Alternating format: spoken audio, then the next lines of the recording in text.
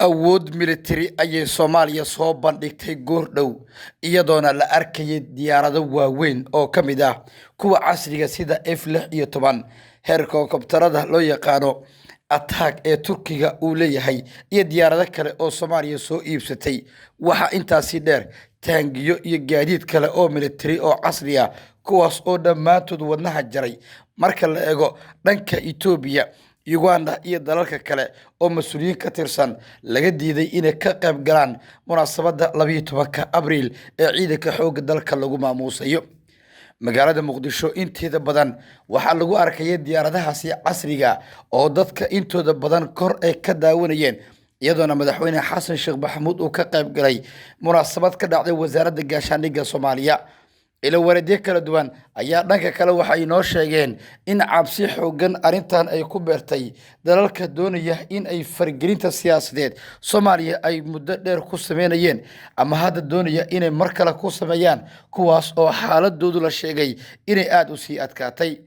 awoodda ciidan ee dhanka dowladda federaalka Soomaaliya ay soo bandhigtay ayaa waxay ka tarjumaysaa waqtiga iyo shaqada adag la geliyay ciidanka xoogga dalka Soomaaliyeed kuwaas oo la sheegay in xuduuduhu ay tagi doonaan xitaa muuqaalo ka yimid dhanka maamul goboleedyada gaar ahaan Galmudug waxaa ka muuqday ciidamo iyo gaadiid aad u ballaaran oo ay wateen ciidamadaasi kuwaas oo ka qayb galayay munaasabadda 66 guurada ka soo wareegtay markii la aasaasay ciidanka xoogga dalka oo ah 12 Abriil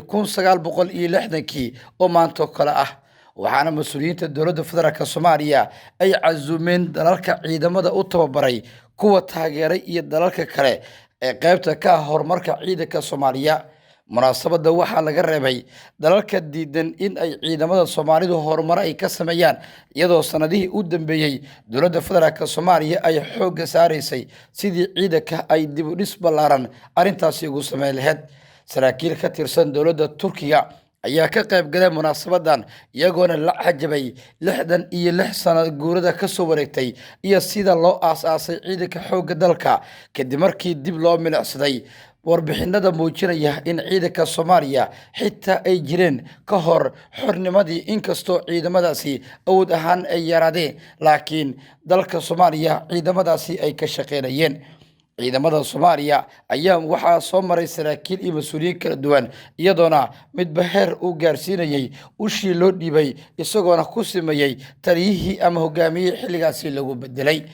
ku tiirsanaanta ciidamada Afrika ee hagardaamada iyo dibindaabyada la damacsan ciidanka Soomaaliya oo ay dowladdu meel iska dhigtay waxay keentay in ciidanku ay hadda haystaan qalab la mid ah ama ka sareeya wadamada qaarkood nabadgelyada haysta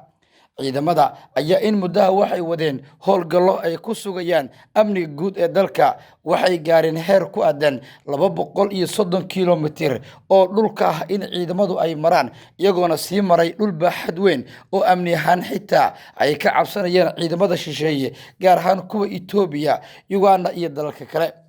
taasi waxay keentay inay sii dhiradaan saraakiisha ciidanka dowladda federaalka Soomaaliya iyadoona madaxweyne Xasan Sheekh Maxamuud bilada uu gudoonsiiyay hoggaanka iyo saraakiisha muhiimka ee ciidanka xoogga dalka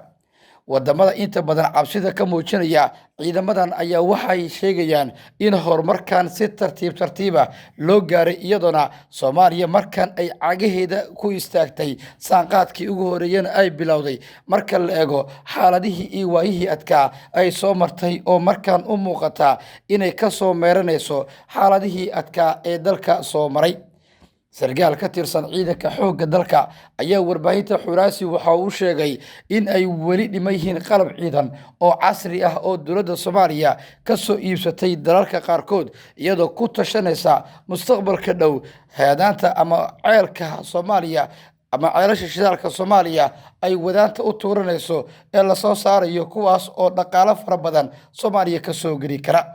wadanka u hagar baxay Soomaaliya ee Turkiga ayaa waxa uu sheegay in Soomaalidu ay gaartay xad lagu aamini karo hubka diyaaradaha casriga iyo dhammaan agabka hadda ay ku howlgalayaan isagoona bogaadiyay la shaqeyntooda waxaana dowladda Turkiga ay sheegtay inay sii wadayso tababarka iyo horumarada kala duwan ee ciidamada kala duwan ee Soomaaliya